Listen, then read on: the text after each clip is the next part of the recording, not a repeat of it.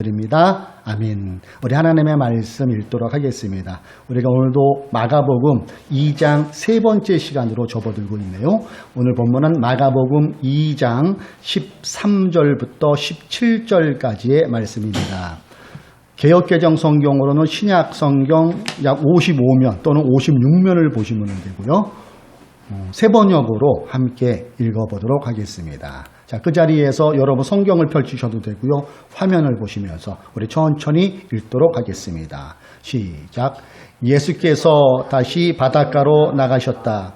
무리가 모두 예수께로 나오니 그가 그들을 가르치셨다. 예수께서 길을 가시다가 알포의 아들 레위가 세간에 앉아 있는 것을 보시고 말씀하셨다. 나를 따라오너라. 레위는 일어나서 예수를 따라갔다. 예수께서 그의 집에서 음식을 잡수시는데 많은 세리와 죄인들도 예수와 그의 제자들과 한자리에 있었다. 이런 사람들이 많이 있었는데 그들이 예수를 따라왔던 것이다. 바리새파의 율법학자들이 예수가 죄인들과 세리들과 함께 음식을 잡수시는 것을 보고 예수의 제자들에게 말하였다. 저 사람은 세리들과 죄인들과 어울려서 음식을 먹습니까? 예수께서 그 말을 들으시고 그들에게 말씀하셨다. 건강한 사람에게는 의사가 필요하지 않으나 병든 사람에게는 필요하다. 나는 의인을 부르러 온 것이 아니라 죄인을 부르러 왔다. 아멘. 이것은 살아계신 하나님의 말씀입니다. 자, 본문을 근거로 찐 제자가 나타났다. 예, 제목이 좀 파격적이죠. 요즘 용어로 진짜를 찐으라고 우리 청년들, 젊은층들 해서 저도 젊어지는 기분으로 진짜를 찐으로 해서 찐 제자가 나타났다. 이러한 말씀으로 우리 하나님의 말씀을 나눌까 합니다. 벌써 몇 년이 지났죠. MBC 예능 프로그램 진짜 사나이 많은 사람들이 보았죠. 예, 인기가 좋았어요. 특별히 군대에 갔다 온 우리 저를 비롯한 우리 청년 지체들 이거를 보면서 군대에 있었던 그런 추억이 새록새록 떠오른 그런 기억도 아마 있을 것 같습니다. 최근 진짜 사나이 패러디가 나왔는데 가짜 사나이가 나왔더라고요. 가짜 사나이. 유튜브 조회수가 1200만 조회를 넘었더라고요. 최고예요. 상반기. 예. 그래서 이 제작비는 4천만 원인데 유튜브 자체로는 비싼 거지만은 공중파, 지상파에 비하면 아주 소액 예산이죠. 이 4천만 원을 들여서 이거를 찍었는데 대박이 난 겁니다. 대박. 네. 시청자들이 진짜 사나이도 아니고 가짜 사나이에게 열광을 갖고 조회수가 1000만 조회를 넘어가는 그 원인이 어디 있을까요? 저는 생각하기를 그 원인이 진짜에 있다고 봅니다. 진짜. PD저널이라는 매체가 있는데 이 PD저널이라는 매체에서 가짜 사나이가 왜 이렇게 인기가 있나 댓글을 조회를 수를 보면서 분석을 해보았대요. 그래서 28만 개 정도의 댓글을 쫙 분석해서 데이터화를 했더니 가장 많이 나오는 키워드가 진짜였답니다. 진짜. MBC 사나이, 진짜 사나이의 풀네임은 화면을 안 보시겠지만 이렇게 써있네요. 리얼 입대 프로젝트 진짜 사나이. 리얼하게 보여준다는 거였죠. 근데 악마의 편집이 여기에도 들어갔더라고요. 억지 감동 그리고 군 부대를 너무 미화시켰다는 데에서 일부 시청자들은 실망감이 있었다고 합니다. 반대로 가짜 사나이는 그렇지 않다는 거예요. 가짜 사나이. 예. 의도적 연출 제로. 그리고 의도적 연출 없이 흐름대로 찍었고 참가자들은 제대로 된 극한 훈련을 받았고 그에 대한 소감을 있는 그대로 이거를 표출했는데 이게 진정성이 먹힌 거예요. 저도 이게 하도 조회수가 많이 올라왔다고 해서 어제 일부러 1회를 한번 봤어요. 한 30분이 채 안 되는데 리얼하더라고요. 우리 교우님들 아시겠지만 저는 708 특공 왜 제가 708 특공을 갔는지는 저희 비하인드 스토리를 아시는 분은 아시죠. 어쨌든 제가 거기서 근무를 했는데 해상훈련, 공수훈련, 유격 이런 거는 기본으로 다 받아야 되거든요. 근데 이거를 보면서 그때로 들어간 그런 느낌.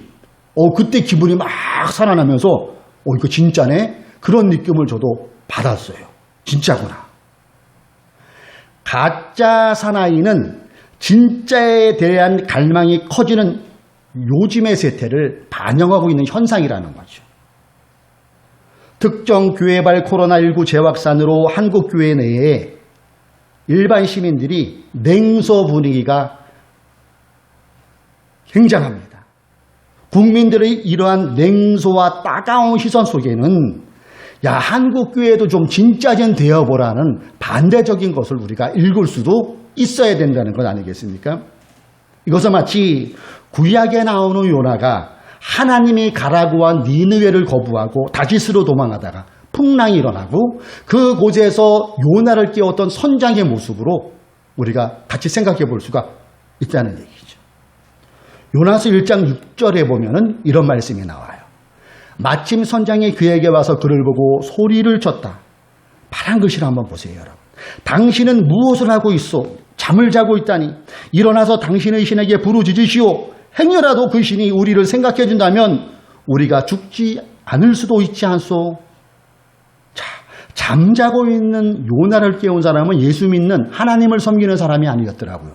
여기에 보면 선장에 나오는데 선장은 불신자예요. 하나님을 믿지 않는 사람이었다는 거예요. 물론 세상이 이 교회를 좋은 눈으로 안 본 거는 어제 오늘이 아니죠. 이미 오래되었어요. 많이 실망을 주었기 때문에.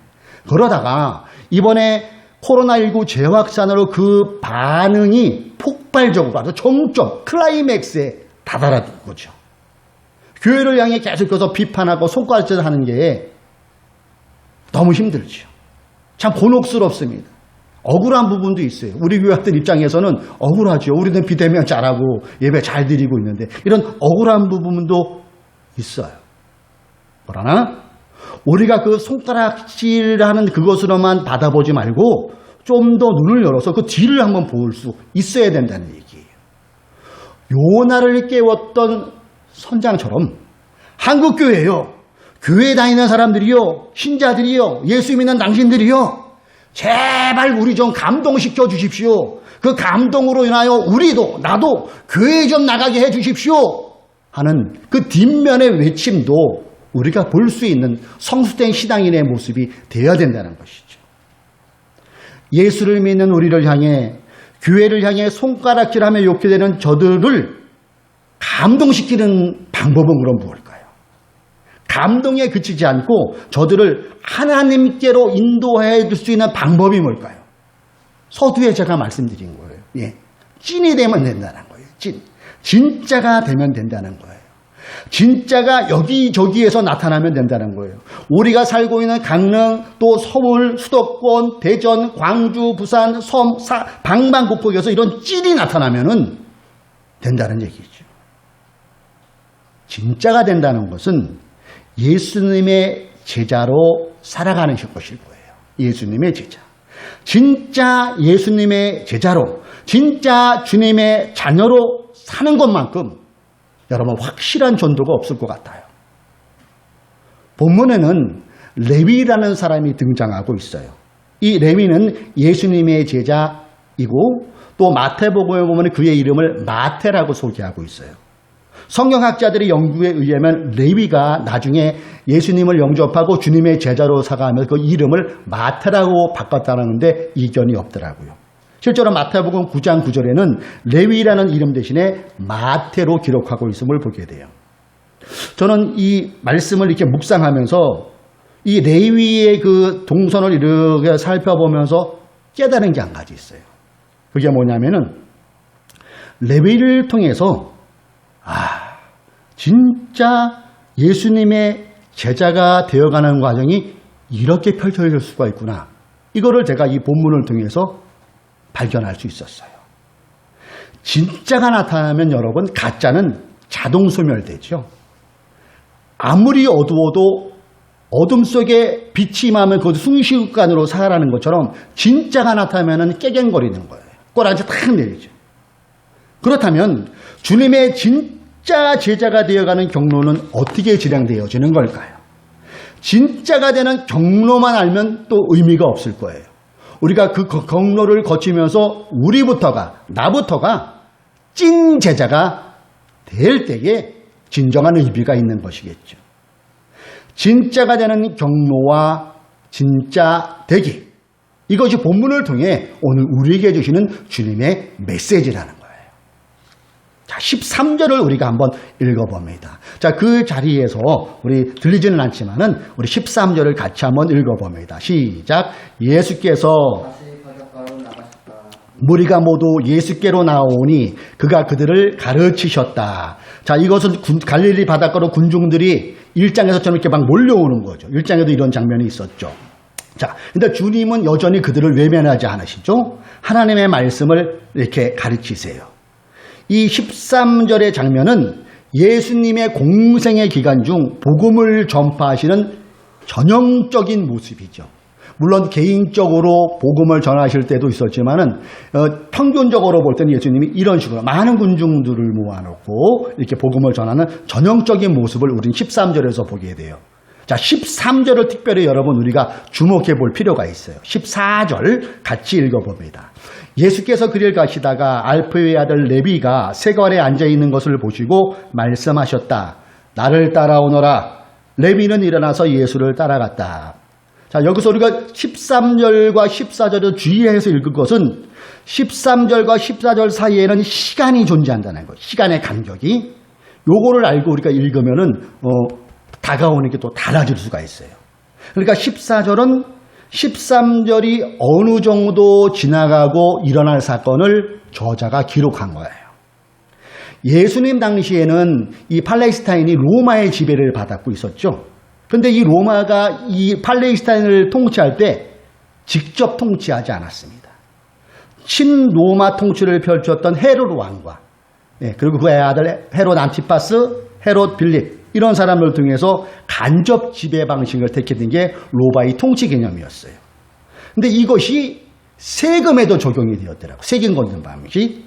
그래서 세금을 먹는 방식을 이 로마 정부에서 직접 걷는 것이 아니라 하청을 주는 제도였더라고요. 그래서 전관 예우가 이때도 있었는지 그 지역 형편에 밝은 퇴임한 로마 장군 출신들 있잖아요. 그러는 사람들에게 이거를 이렇게 하청을 첫 번째 1차 하청을 맡겼다고 합니다. 쉬운 예로 들으면은 시몬 장군 그동안 우리나라 공로하느라고 애썼습니다. 대신에 1억만 우리 로마 정부에 바치십시오. 나머지는 알아서 하십시오. 이런 식으로 했다는 거죠.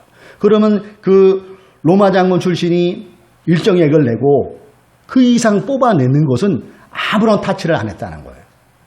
1억을 주고 2억을 챙길 수도 있고 3억을 챙길 수 있었으니까 엄청난 폭리가 있었다는 것은 자명한 사실이죠. 근데 이것이 여기서 그친 게 아니라 하청의 하청 또 그 하청의 하청 이렇게 계속 내려가는 그런 도급식으로 그렇게 된 거예요. 그러니까 힘없는 서민들은 죽을 맛이었죠. 죽을 맛. 10,000원 정도만 세금 낼게 2만 원, 3만 원을 낸다고 생각해 보세요. 얼마나 힘이 들었겠어요. 수탈과 착취의 나날들이었습니다. 서민들만 죽어나는 구조가 그 당시에 세금 관계의 그런 구조였다는 겁니다. 이런 세금 합청 구조의 맨 마지막이 어디냐 하면은 세금 징수업자들을 일컬어 세리라고 했어요. 세리. 제일 밑에. 실질적으로 이 사람들이 그 서민들과 가장 직접적으로 맞대는 사람들이었죠. 관계가 좋을 리가 없죠. 당연히 지역 주민들과 관계가 뒤틀어졌을 때고 매국노, 수저노라는 소리 당연히 들었을 거예요. 세리는 지역 주민을 괴롭히는 사람으로 부각이 되었고 죄인과 같은 취급을 받았었어요. 매국노 취급을 당했습니다. 본문에 나오는 레위가 이런 사람의 위치에 있었다는 거죠. 우리가 이 말씀을 읽으면서 예수님께서 레위를 부르는 장면이 나오죠. 그것도 우리가 얼마든지 연상해 볼 수 있을 거예요. 세리가 직업이었던 레위가 예수님을 만나는 그달도 행인들에게 통과세나 아니면은 물건세 같은 거를 징수하고 있었을 거예요. 이때 예수님께서 여기를 통과하시다가 레위를 보시고 레위에게 다가가고 말씀하시죠. 나를 따라오너라. 나의 제자가 되라. 이런 말씀을 하신 거예요. 이 말씀에 레위가 주님의 뒤를 따라갔다고 기록되어 있어요. 우리가 여기서 글로는 바로 이어지지만은 빨간 글씨 보세요. 나를 따라오너라. 예수님께서 레위를 초청하신 거죠. 그 다음에 뭐라고 반응이 나옵니까? 레위는 일어나서 예수를 따라갔다. 여기에 행간이 있다는 거죠. 시간이 존재한다는 거예요. 그래서 이 행간에는 상당한 시간이 경과하였다고 주장하는 게 일반 학자들의 성경학자들의 일관된 주장이더라고요. 여러분 이 구절을 나를 따라오너라 점 찍고 레위는 일어나서 이 부분을 우리가 합리적 추측이라고 할까요? 아니면 합리적 상식에 의해서 생각을 해보면서 읽어보세요. 쉬운 예로 웬 모르는 사람이 됐든 버스 타려고 딱 서 있는데 딱 나타나가지고 현우 형제 나를 따르시오. 만약에 그런다면은 반응이 어떨 것 같아요? 뭔가 좀 돌봐드려야 될 그런 느낌 들지요. 병원에 모시고 가야 되지 않을까? 그런 생각 드는 게 당연할 거예요. 그 상황이었다는 거예요. 제가 이 말씀을 주면서 생각난 게 우리 두 딸에게도 제가 초등학교 1학년 아니면 아기 때 유치원 다닐 고등학교에는 이런 거를 얘기했던 것 같아요. 예은아 예전아 너 누가 길에 가다가 어떤 아저씨나 사람들이 맛있는 거 사자 아저씨랑 가자 하면 절대 따라가면 안 돼. 알았지? 그거 따라가면 아빠 엄마 못 볼 수도 있어. 네 그랬어요. 여러분도 아시다시피 저희 딸이 저를 닮아서 예쁘잖아요. 보이지는 않지만은 좀 당황하는 눈빛 죄송합니다. 어쨌든 요거는 생각하고 어쨌든 그런 교육을 제가 시킨 기억이 나요. 맞아요. 낯선 사람을 따라가면 이상한 사람이에요. 그 사람은. 하물며 레위 나이가 분명히 성인 나이 정도가 됐을 텐데 주인님이 그냥 모르는 사람이 딱 나타나가지고 레위 나를 따라오너라 그러면 따라가는 게 이상하지요. 여기서 우리가 생각해 볼 것은 13절과 14절 사이에는 이미 예수님과 레위가 어느 일정한 관계가 형성되어 있다는 것을 생각해 볼 수 있는 거예요. 그렇죠? 예. 개인적인 관계가 형성이 되었다는 거죠. 그러니까 저자가 기록하지 않은 예수님과 레위 간의 진지한 대화가 얼마든지 오고 갈 수 있었다는 것을 얼마든지 합리적 추론으로 계산해낼 수가 있지요. 이렇게 우리가 무조건 여러분 성경을 읽지 말고 상황을 연상하면서 더 좋은 건 그 당시의 배경을 알아가면서 그 사람 저자에게 질문을 던지면서 의문을 가지고 이 성경을 읽어보면은 우리에게 다가오는 그 은혜는 아주 또 각별할 수가 있다는 거죠. 13절에 보면은 레위와 예수님의 관계가 어느 정도였다는 것을 발견하서는 그 힌트가 나와요. 다시 13절을 보세요. 예수께서 다시 바닷가로 나가셨다. 무리가 모두 예수께로 나아오니 파란 글씨 보이나요? 그가 그들을 가르쳤다. 그들은 복수에 2명 이상의 복수. 그 안에는 누구도 있을 수도 있었다는 얘기입니까? 레위도 있었다는 것을 우리가 생각해 볼 수가 있는 것 아니겠어요? 그리고 쉬운 표현으로 레위가 예수님의 말씀을 듣고 요즘 말로 은혜를 받았다는 거예요. 그분에 대해서 생각하고 저분은 하나님의 아들 아니실까? 이런 마음도 들었다는 거예요. 자, 저는 여기서 주님의 진짜 제자라고 하는 과정 첫 단계를 한번 생각해 보면 좋겠어요. 예수님의 진짜 제자라고 하는 첫 번째 경로, 그것은 은혜라는 거죠. 은혜 체험입니다. 진짜 제자는 먼저 다른 것보다 먼저 은혜를 체험해야 된다는 거예요. 이 은혜 체험이 주님의 제자로 나아가는 원동력이 되어줍니다. 이 은혜는 내가 필요하다고 받는 게 아니죠. 하나님에 의해서 일방적으로 구원에 의해서 베풀어지는 것이 은혜예요. 예수가 나의 구원자인 것이 믿어지는 것, 그 믿어짐이 감격으로 다가오는 것, 그분을 향한 신뢰가 생기는 것, 그분께 나의 생을 맡겨도 좋겠다는 이런 신뢰, 확신, 이게 은혜라고 저는 표현하고 싶어요. 이러한 것들이 나의 지성, 감정, 의지로 그분을 내 구주로 모셔드리고 구원받았다는 확신으로 다가오는 감격, 이것이 은혜라는 거죠. 바라기는 유튜브로 함께 예배드리는 우리 모두가 여러분들이 이 하나님의 은혜를 지정의로 체험하시기를 주님의 이름으로 축복합니다. 그 다음 단계가 뭐냐 하면은 주님의 진짜가 되는 그 다음 경로는 갈등 또는 고민이에요. 좀 생소하지 않나요? 네, 주님의 제자가 되는데 갈등, 고민? 자, 제 얘기를 계속해서 들어보세요. 제가 얼마 전에 이 책을 하나 읽었는데 게르트 타이센이라는 아마 독일 사람인 것 같아요. 신학자라는데 갈릴레아 사람의 그림자. 소제목이 이야기로 본 예수와 그의 세대, 그의 시대 그런 건데 오늘 우리가 읽은 본문의 이야기를 배경으로 해서 이 글이 써졌는데 상당히 고개를 끄덕끄덕거리는 그런 부분이 많이 있더라고요. 자, 여기에서 보면은 어떤 것이 나오냐면은 레위가 오늘 이 말씀처럼 주님의 제자로 부름을 받았을 때 그때를 어떻게 이렇게 다루냐면은 바로 내하지 않았다는 거예요. 오늘 마가복음의 이 저자는 바로 이렇게 반응이 나오는데 아까 제가 말씀드렸던 요 사이에는 시간이 들어갔다는 거죠. 시간이 어느 정도 흘렀다는 거예요. 그래서 그 사이에 레위가 뭐를 했냐면은 고민을 했다는 거죠. 갈등을 겪었다는 거예요. 야, 내가 주님을 따라 나선다면 세리를 대신할 사람을 누굴 구하지? 다들 욕하는데 돈은 좀 되지만은 이거 욕 바가지로 먹는데 누구를 추천하지? 이런 고민. 야, 정말 내가 주님을 잘 따라갈 수 있을까? 내가 그렇게 될 수 있을까? 내 성격에 주님을 잘 따라갈 수 있을까? 그러다가 나가 도망오는 거 아닐까? 이런 걱정. 자, 내 친구들하고 좋은 우정에 금이 갈 수도 있는데 이런 갈등. 이 책에 보면은 그 당시의 상황이 이 초친 로마 세력이 막 수탈을 하고 또 생존권을 뺏어가는 그런 일들이 많이 일어났어요. 착취를 당해서 자기의 삶의 영역을 잃는 사람들이 주변에 많이 있었어요. 그래서 이 레위 친구의 여러 명들도 광야로 들어갔다고 합니다. 그 광야에는 에세네파가 살고 있었는데 이 사람들이 젤롯 땅이라는 그 폭력으로 나라를 되찾기 하는, 그래서 레위의 많은 친구들도 이 광야로 들어가서 젤롯 떡에 가입하는 사람들이 많이 있었다고 합니다. 폭력으로 나라를 되찾자. 근데 예수님의 방향은 반대잖아요. 평화잖아요. 비폭력이잖아요. 그렇다면 레위가 예수님의 제자로 따라갈 때는 여기에 대한 굉장한 부담이 있었을 거라고 이 책은 그려내고 있더라고요. 주님의 제자로 따라 나서면 이들 친구 관계도 어색한 관계가 될 때는 그런 껄끄러움, 그런 걱정.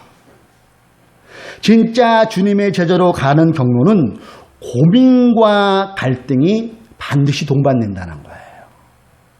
주님의 제자로 살겠다고 결단하고 많은 저를 비롯한 목사님들, 전도사님들이 교회를 개척하고 선교도 나가잖아요.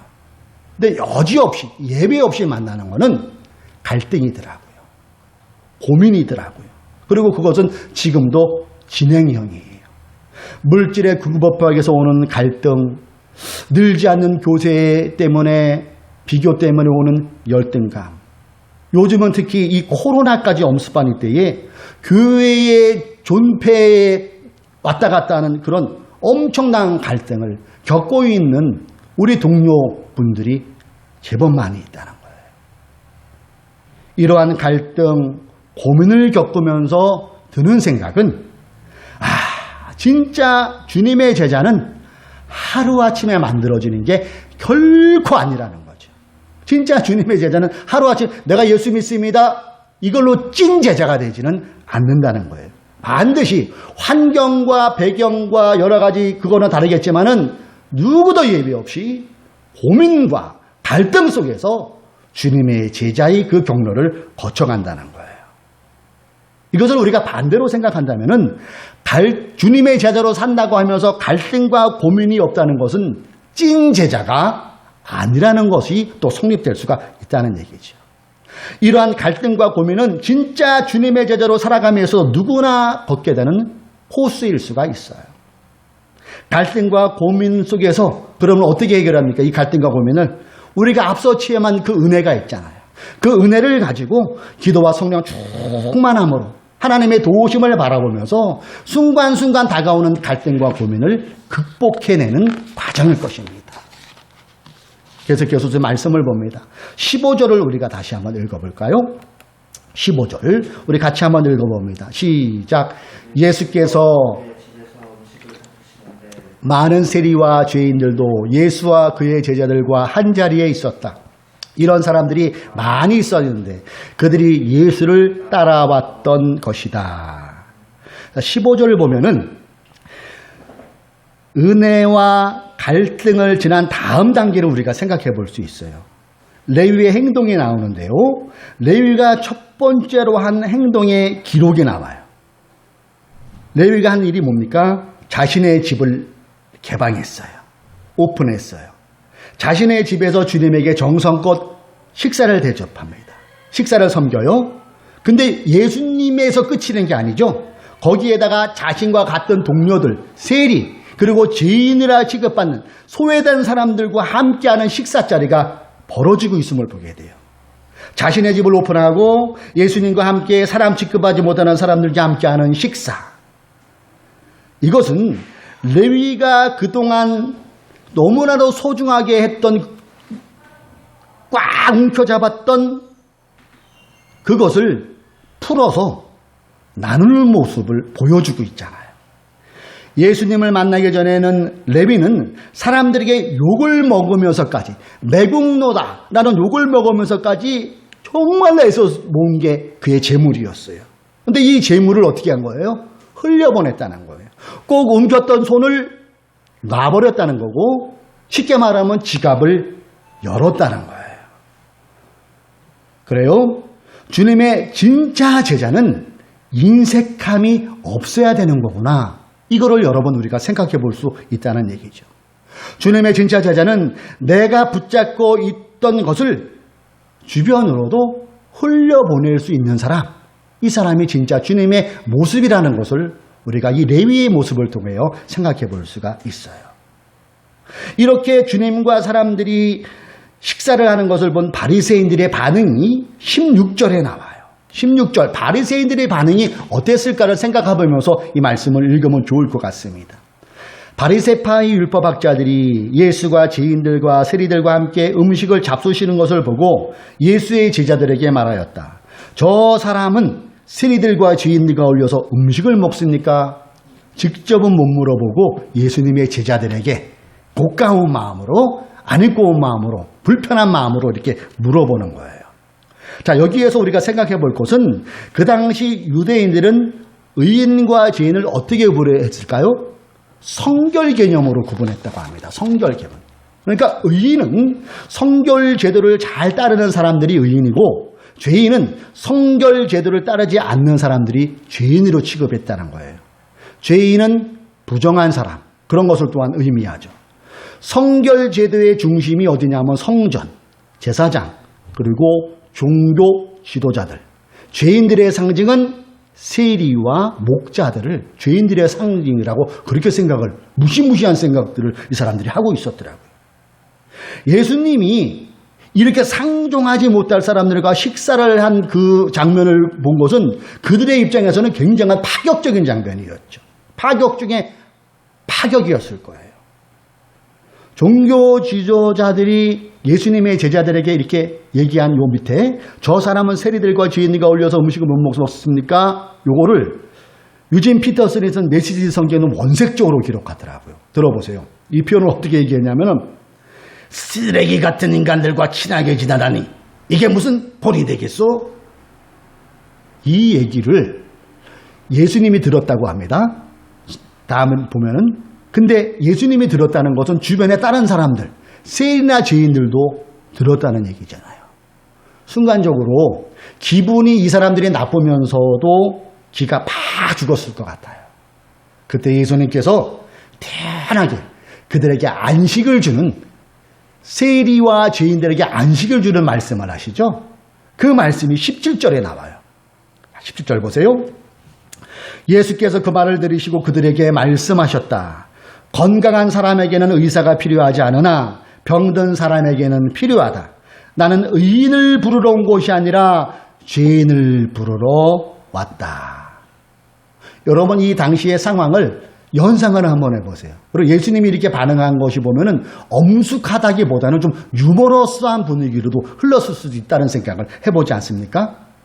점잖게. 그러나 그 안에 뼈가 있다는 거예요. 이것을 쉬운 우리말로 요즘으로 바꾸면은 이렇게 표현한 건 아닐까요?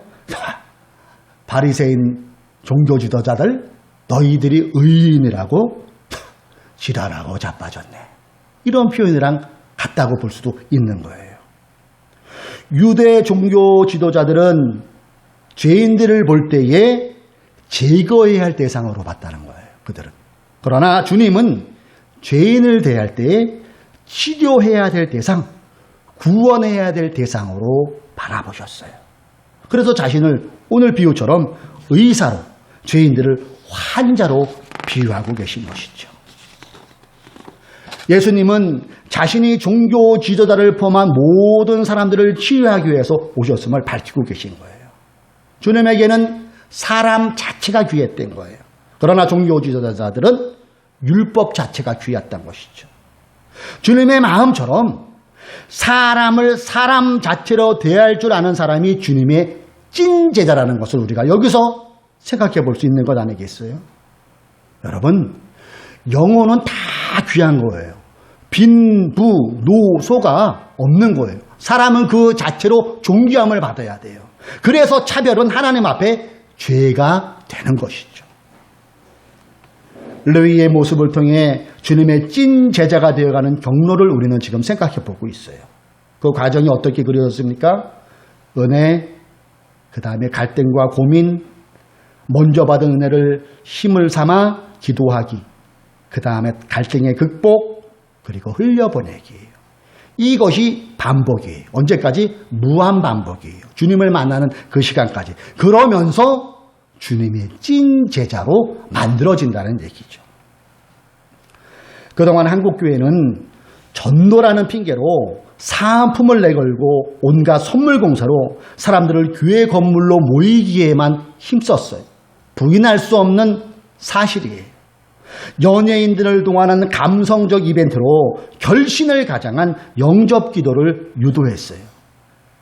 그 이름들이 교회 명부에, 새신자 명부에 기록되었고 고스란히 교사로 포장되어서 우리 교회는 1년에 수백 명, 1년에 수천 명이 결신했다고 외부로 자랑을 했어요. 그걸 부러워하고 따라했던 목사들 중에 한 사람이 저예요. 이 시점에 참 이것을 고백하면서 하나님께 이 부분 다시 한번 회개합니다. 여러분, 이러한 이벤트성 사람 모이기는 진짜를 못 만들어내요. 진짜보다는 가짜를 훨씬 더 많이 배출했어요. 아니라고요? 그 쓴 열매를 우리는 지금 보고 있잖아요. 그 쓴 열매를 우리가 피부로 보고 있잖아요. 본문에서 주님은 레위에게 나를 따라오너라고 말씀해요. 그리고 그 2000년 전의 그 주님의 말씀은, 그 초청은 지금 우리에게 동일한 말씀으로 메아리 치고 있음을 여러분 느끼지 않습니까? 나를 따라오너라는 것은 현재, 미래, 완료형으로 쓰여 있어요. 즉 그분의 삶을 계속 따르라는 의미잖아요. 지금 여기에서 예수님의 희생의 길, 고난의 길, 거룩한 길을 끝까지 따르라는 의미를 우리가 발견해낼 수 있어야 됩니다. 사랑하는 교우 여러분, 우리가 생활하는 강릉에서 찐이 되어 봅시다. 주님의 찐 제자가 되어 봅시다. 진짜가 나타나면 여러분 어떻게 된다고요? 가짜는 그냥 사라지는 거예요. 밝은 빛이 임하면 어둠은 순식간에 사라지는 것처럼. 그리고 가짜가 사라지는 그 자리에 진짜 교회의 주인 되시는 주님께서 다시 돌아오시는 그것을 우리가 바라보면서 진짜 주님의 제자의 길을 걸어갈 수 있는 저와 여러분 되시기를 주님의 이름으로 축복합니다. 진짜가 나타났다. 우리가 찐 제자가 되어 봅시다. 그러므로 우리가 사는 이 자리에서 주님의 자녀답게, 주님의 제자답게 살아가므로 하나님께 영광 돌리시는 저와 여러분 되시기를 주님의 이름으로 축복합니다. 기도하겠습니다.